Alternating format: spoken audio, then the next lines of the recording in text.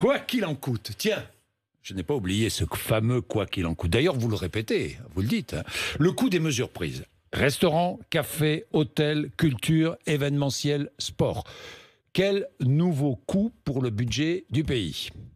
1 milliard d'euros. 1 milliard d'euros. Pour la durée du couvre-feu.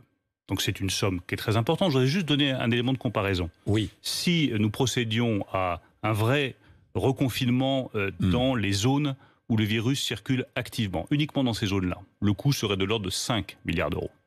Si nous avions un reconfinement généralisé, le coût serait, en fonction de la réaction du monde économique, de 15 à 20 milliards d'euros par mois.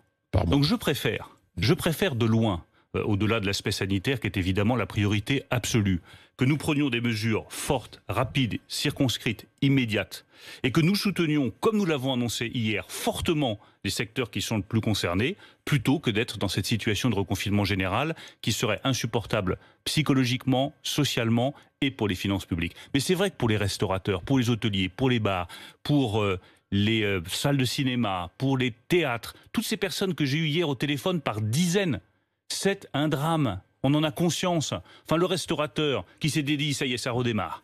J'ai redémarré en juillet et en août. Je refais des couverts. J'ai espacé mes tables. J'ai acheté du gel. J'ai fait une nouvelle carte dématérialisée. Et en plus, j'ai rajouté un nouveau protocole en demandant aux gens de s'inscrire à l'entrée. Et puis, rebelote, je dois fermer. C'est très dur. Et je veux leur dire que je comprends à quel point c'est dur pour eux.